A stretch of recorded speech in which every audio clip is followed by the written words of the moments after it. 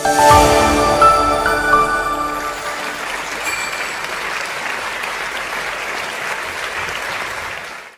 po, magandang umaga po sa ating lahat. Yan, so Luzon, Visayas, Mindanao, and Uno International.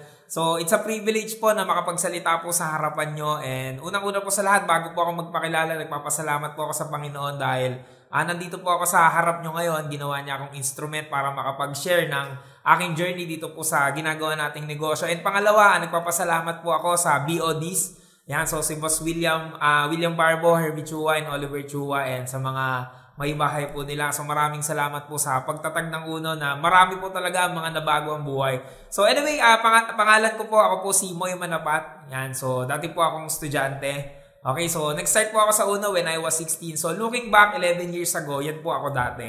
Okay, so kung makikita mo sa harapan mo, so ito po ako 11 years ago. So talagang yung naging journey ko dito sa business na to, hindi po siya naging madali. Talagang dati po mahirap. Okay, so nung ginagawa po kasi namin dati, which is hindi pa po yung online. So yun po yung ginagawa naming old normal. So sobrang hirap po dati. So can you imagine pag may mga referral po kami, tama, dinadala pa po namin yun sa office. Tama, so pag may mga referral kami, talagang gumagastos pa kami ng pamasahe. Pag may mga referral kami, nililibre pa namin ng pagkain. Alam mo yun, so sobrang hirap po. Biyahe pa lang po, talagang ubos na po ang oras namin.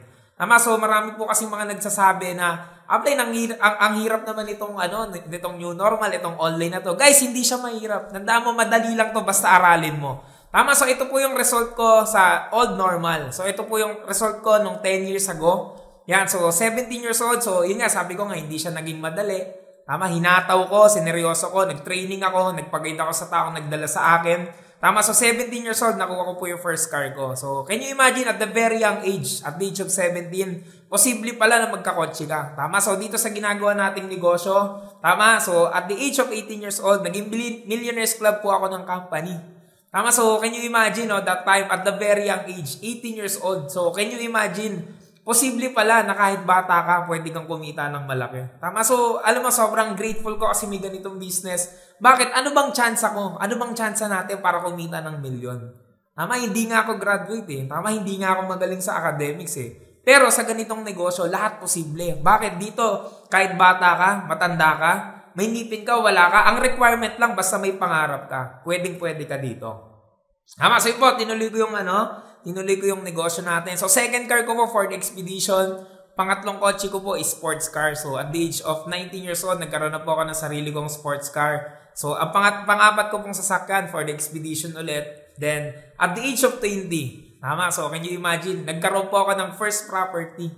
Tama, so at the very young age, can you imagine, pwede ka palang magkaroon ng property dahil sa negosyo na to pag sineryoso mo. Tama, so dahil din dito, okay, so nung old normal po, ito po yung first 7 digits income ko, which is October 2019.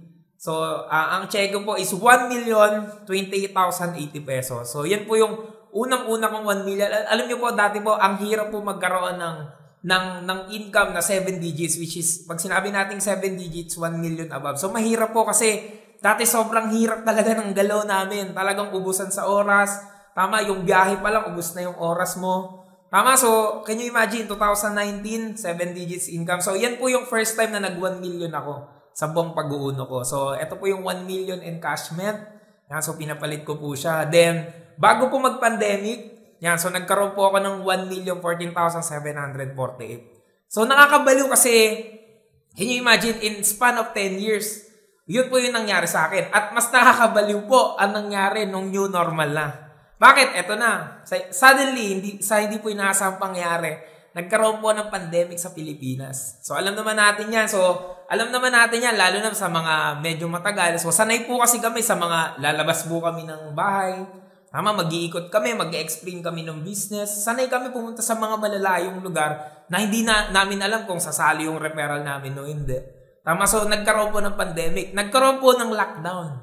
Tama, so nung lockdown po, grabe talaga, hindi kami makalabas. So, yan yung time na sobrang na-stress ako, na-depress ako. Na-depress ako hindi dahil bumaba yung income ko. Na-depress ako kundi dahil iniisip ko paano ko makakabangon. Kasi bakit? Can you imagine si upline Moy? Tama? So, si coach Moy, si mentor Moy. Can you imagine January, February, March, April, hanggang June. So 3 months po, ang income ko is 18,200. Tama, kaya nga gusto kong ma-inspire lalo na yung mga baguhan sa online, no? Ang sinasabi nila, apply, ang hirap naman nito.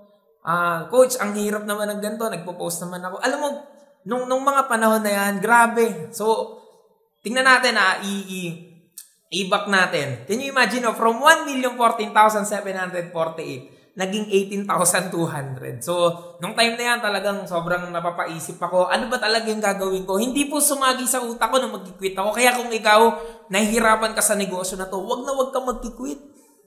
Tama, wag na wag kang hinto. Bakit? Nandito ka na nabasa ka na. Tama, ang gawin mo, maligo ka na. Tama, so, ang gawin mo, aralin mo yung negosyo. Tama, aralin mo siya from 1,014,000, naging 18,000 na lang siya. So, ang ituturo ko po sa inyo ngayon, paano po ako nakabawi? Paano po nakabawi si Coach Moy Manapat? Tama, so number 1, learn to unlearn. Always be a first-timer. Kailangan maging first-timer ka sa negosyo natin. Pansinin mo, nung first-timer ka, sobrang excited mo. Pero bakit nung tumatagal ka na, nare-reject ka na? Bakit parang, alam mo yun, napupulyo to utak mo? So, dapat dito po, learn to unlearn. Tama, always be a first-timer. Hindi porket matagal ka na, hindi ka na nakikinig sa mentors mo. Tama, hindi porket matagal ka na, hindi ka na coachable, hindi ka na teachable. Kailangan, wag na wag kang magsasawang makinig. Kasi ako, imagine mo, 11 years na ako sa negosyo. Pero hanggang ngayon, inaaral ko pa rin siya. Tandaan mo, network marketing is continuous learning siya. Tama, so kailangan lagi kang mag-aaral. Tama, so yun po, anong nangyari? Talagang binaba ko yung sarili ko, nag-humble down ako, nanghingi ako ng tips sa mga magagaling. Tama, sila Upline Chris, tama, sila Coach Paren, sila Coach Bornyo, yan. So, shoutout sa mga tumulong sa akin. Ang dami nyo po, sila Upline Tre. So, napakadami po, nagtanong ako sa kanila. Hinanap ko po kung saan ako effective. Tama, so kung tatanungin mo ako, Coach Moy, ano ba yung mga ginawa mo? Kung ano yung tinuturo sa'yo ng mga coaches mo, yun na yun. Huwag ka na magganap ng ibang sistema. Tama, so yun po yung ginawa ko. In-apply ko siya. Tama, so anong nangyari po? That was October, no? Yan, so October po, 2020, nakabawi po ako. From 18,000 in 3 months, naging 1.1 million ng October 26, 2020. So can you imagine, nakita mo yung gap ng income ko? From 1,014,000, tama? Naging 18,000 in 3 months. Nakabawi, naging 1.1 million. Alam mo, sobrang nagpapasalamat ako kay Lord kasi talaga yung mga panahon na yun, grabe, parang maiiyak pa ako. Tama, so yung mga panahon na yun, talagang sabi ko, talagang God is good talaga. Tama, talagang si Lord, magbibigay talaga siya ng blessing basta nakita niya na deserve mo and hindi ka talaga hihinto. So yun po, nakasama po ako sa pangalawang One Impossible ng Uno. Yan. So, nung una po, hindi ako nakasama kasi yung mga time na inaaral ko pa lang yung online.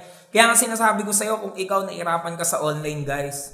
Tama, kung ikaw, anong nangyari sa'yo ngayon, yung mga bagay na hindi mo naman gusto, tama, ang gawin mo, magtuloy-tuloy ka lang. Sa una, mahirap po.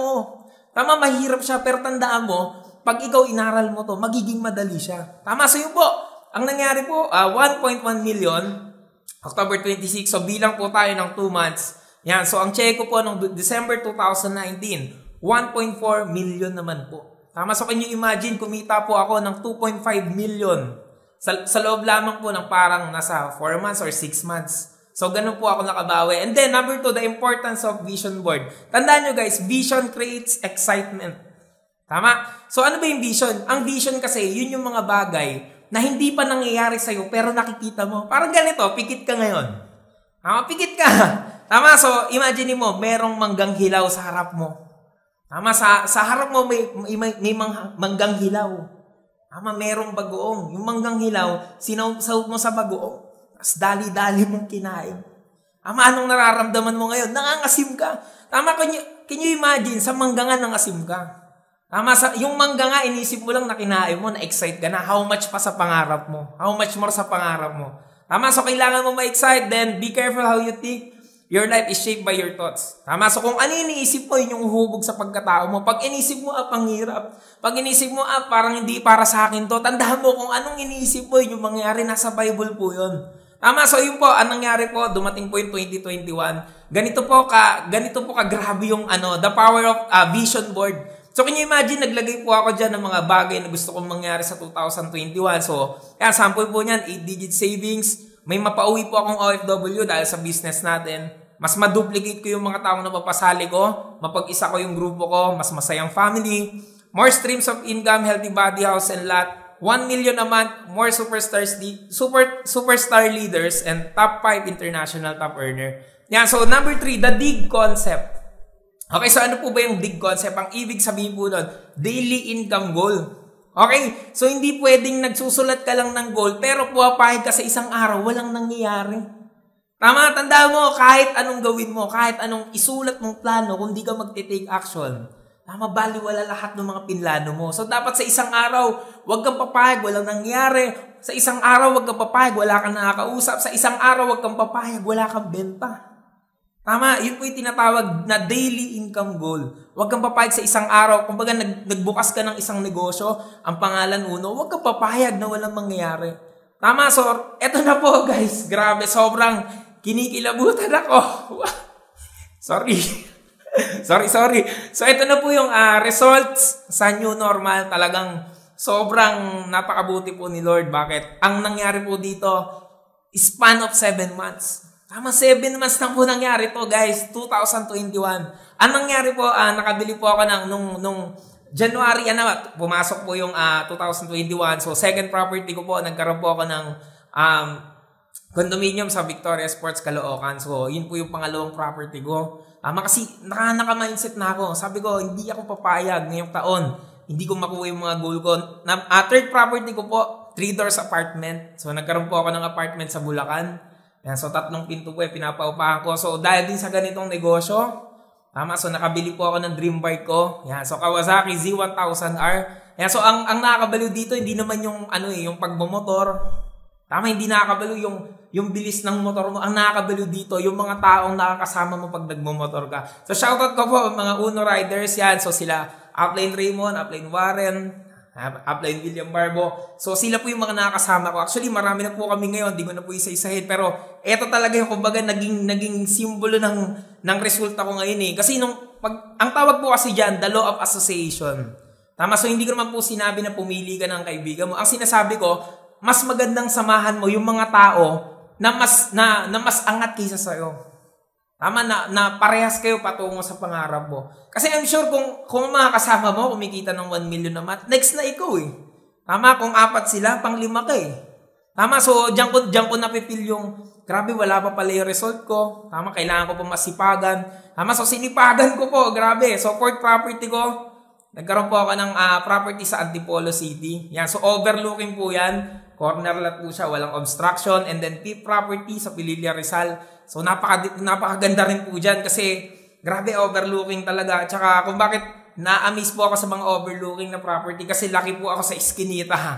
Okay, so yun po yung bahay namin. So bumibili po ako ng property na talagang gusto ko yung pag nakita ng family ko talagang mababaliw din sila. Tama, so 6 property ko po, nagkaroon po ako ng 1 hectares na front lake property sa Zambales. Yan, so sobrang nakakabaliw na talaga yung negosyo natin at hindi natatapos yan. Ito lang po. Ito lang parang last week. Yan, nakabili po ako ng pang-7 property sa Palo Alto, Rizal. So, can you imagine guys, sobrang nakakabaliw ang business. Bakit? In just 7 months, nakabili po ako ng 6 na property.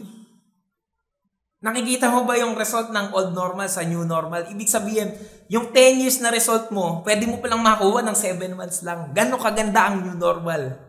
Tama, so yun po, number 4. Yan, so, how to get your massive result. Teamwork makes the dream work. Tandaan mo guys, sa negosyong to, hindi ko naman sinasabi na magaling ako. Pero I must say na sa business na to, isa po ako sa mga pinakamagaling mag-direct.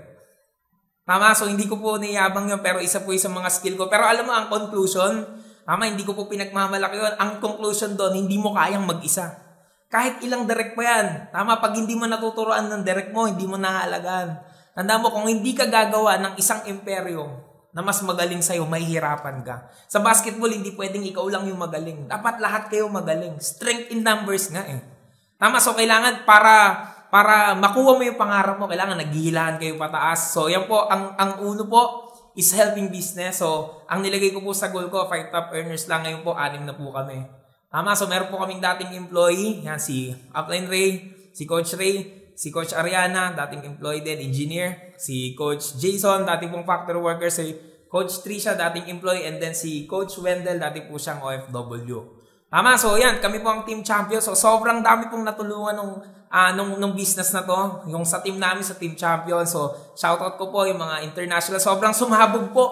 Tama, ang aking grupo sa Taiwan, tama, sa Saudi, sa Middle East, tama, sa sobrang dami, Singapore, ang dami po, Hong Kong, hindi ko na maisa-isa. Tama, so shoutout sa inyo kasi I'm sure talagang marami makakauwi. So dahil din sa business na to, I'm very proud, no, talagang sobrang nakaka-proud kasi dahil sa negosyo na to, tama, meron po ako napauwing OFW. Tama, so kung ikaw OFW ka, nakikinig ka, kung gusto mo makauwi, tama, seryoso yung mga negosyo na po. Tama, hindi na po tanong kung makakauwi ka, may nakagawa na po. So can you imagine, meron po ako nakauwi, naghaw po siya sa akin, December, nagseryoso po siya January. Tama, nakauwi po siya August. Hindi dahil tapos ang kontrata. Umuwi po siya, nag-break contract siya kasi yung kinikita niya sa ibang bansa, times 3 na dahil sa negosyong to. Tama, so can you imagine, meron palang isang negosyo na pwede kang kumita kahit nasa Pinas ka, na hindi ka pa malayo sa pamilya mo. So yan, so siya po si Ma'am Apple, Jane Junaldo. Tama, so isa po siyang OFW from Taiwan. So isa na rin po siyang unofficial top earner ngayon and hopefully maging top earner po siya ng international. Yeah, so can you imagine nakakilabot guys? Ginawa ko po ito December 31, 2020, 11:54 PM. Bago po mag-celebrate ng New Year. Guys, 9 out of 10. 9 out of 10 po ang nilagay ko sa dream board ko ang nangyari ngayon. Sobrang nakakilabot. Ang isa na lang dyan talaga, yung kitain ko yung kinikita nung kagaya ni Upline at Coach Ray. Tama, no? So which is yung po yung mga top 1 natin. So can you imagine? Tama, sobrang blessed kasi 9 out of 10, sino mag-aakala na may hit ko siya. Okay, so number 5, never be complacent. Okay, so ito po yung isang sakit ng mga matatagal na. Lalo po ako, share ko lang, ako po parang umabot sa point sa buhay ko na okay yan, 10 years naman na ako sa uno eh. Okay, binigay ko naman lahat, relax na ako. Tama, okay na yan, may sports car na, okay na yan, may property, which is mali. Tandaan mo, kung ano yung mga bagay na ginawa mo, kailangan masigitan mo. Okay, it's you versus you. Ang kalaban mo rito, sarili mo. Naintindihan mo? So, kailangan i-beat mo ang last performance mo. May maganda kang sasakyan, mas mag-goal ka pa ng masigit dyan. May property ka, mas mag-goal ka pa ng masigit dyan. Hindi pwedeng, kung ano yung resulta mo, kontento ka na dun. Kailangan i-beat mo ang last performance mo. Number 6, tamang paggamit ng resulta. Alam mo, lalo po sa mga kumikita dito, no, it's not about the money you earn. It's all about the money you save. Tama, so, imagine mo, kahit gaano kalaki ang kitaan mo dito sa ginagawa nating negosyo, pag hindi mo alam kung paano mo i-handle lang tama, mawawala sa yan. Kasi tandaan mo, yung hawak mo ngayon, yung resulta mo ngayon, isang iglap lang yan, pwedeng bawiin sa'yo ni Lord yan, pag hindi mo nilagay sa tama. Tama, so kailangan alagaan mo siya. Tandaan mo, kaya ka nagkaresulta para ma-inspire mo yung mga ibang tiga-uno. Tama, na magstay sila, na para makuha nila kung ano yung mga bagay na nakuha mo at mangyari sa kanila kung ano yung nangyari sa atin. Okay, so lalo na sa mga matatagal, alam niyo yan, pag nagbabanding tayo, everyday, china-challenge ko kayo. Tama, sa mga kumikita, it's about tayo na mag-save ka na. Bakit? Kasi imagine mo, nung old normal, banding pa lang magkano gastos natin. Tama, sa mga may kotse, gasolina pa lang magkano ginagastos mo. Tama, sa expedition nakaka-1,000 isang buwan ka. Ngayon, it's about time na mag-save ka. Tama, gamitin mo siya sa tama. Ano ba? Number 7, don't lean on your own understanding. Okay, so ano pong ibig sabihin nun? Huwag kang dumepende sa sarili mong galing. So sabi po sa Proverbs 3 verse 5, trust in the Lord with all your heart and lean not on your own understanding. Alam mo, kahit gaano ka kagaling, guys, tandaan mo, ang magbibigay pa rin sa'yo ng resulta yung Panginoon. Nagigets mo? Kasi tingnan mo, magaling ka naman eh. Tama, ang galing mo rin magsalita. Ang galing mo nga ang galing mo mag-posting. Lahat nasa iyo na ng galing. Pero bakit? Bakit minsan hindi pa rin binibigay? Kasi nga, hindi mo inaalay sa Kanya. Tama, so huwag kang dumepende sa sarili mong galing. Tandaan mo yan. Kailangan ialay mo kay Lord. At kailangan meron kang Diyos sa gitna ng buhay mo. Kasi siya yung maglilid sa'yo eh. Tama, and number 8, ito siguro, dito na ako matatapos. Iwasan ng pagiging mainipin. Alam mo, dito sa negosyo natin, ang masakit lang, marami po ako na nakikita na distributor, nagtakataning ng negosyo nila. Apply, pag hindi ako kumita dito ng 6 months, magkikita ko. Apply, hindi ako kumita ng 2 months, 3 months, magkikita ko. Can you imagine, sarili mong negosyo, tinaningan mo? Tama, so huwag kang magtatanim ng negosyo mo. Tama, iwasan mo yung pagiging mainipin. Alam mo, maraming sumasali dito. Tama, sumali lang sila, tapos hindi na magpaparamdam. Tama, sumali lang sila, pero hindi siniseryoso. Alam mo yung nasasaktan ako kasi hindi naman ako yung naglabas ng pera sila. Tama, so, iwasan nyo po ang pagiging mainipin. Tandaan nyo po, the day you plant the seed is not the day you eat the fruit. Hindi pwedeng nagtanim ka ngayon, bubunga agad. Walang ganon. Tama, wala akong nakitang buntis kinabukasan ng anak. Wala akong nakitang bulati kinabukasan naging butterfly agad. So, wala pong ganun. Tanda mo, the day you plant the seed is not the day you eat the fruit. Naintindihan mo, wag kang maiinip. Tandaan mo kung ikaw naiinip ka. Masakit man sabihin, pero ito yung totoo. Kailangan mo marinig to. Sa trabaho mo nga, ang tagal na natin eh. Tama, sa trabaho mo nga, ang tagal mo na. Pero hanggang ngayon, walang nangyari. Pero bakit dito, na wala ka pang isang taon, naiinip ka na? So guys, wag kang maiinip. Sabi nga ni Lord, Isaiah 60 verse 22, when the time is right, the Lord will make it happen. Tama, ibibigay sa iyo ng Panginoon. Tama, ibibigay at bibigay sa iyo. Basta nakikita niya na deserve mo. Tama, pakita mo na. Ang tanong, tama, gusto mo magkaresulta katulad namin. Ang tanong, yung trabaho mo ba ngayon? Yung sipag mo ba ngayon? Yan ba yung sipag na gusto mo makuha mo yung mga bagay na gusto mo? At kung alam mong hindi pa, tama, ngayon simulan mo na kaagad. Tama, so sana na-inspire kita. So can you imagine, from 2010, ito po ako dati, ngayon 2021. Tama, so walang imposible guys. Tandaan nyo, hindi yan lang ang pagiging bata para magka-resulta ka. Okay, so yun lang po. Maraming salamat. Thank you, Uno. Maraming salamat po sa lahat. Thank you, champions.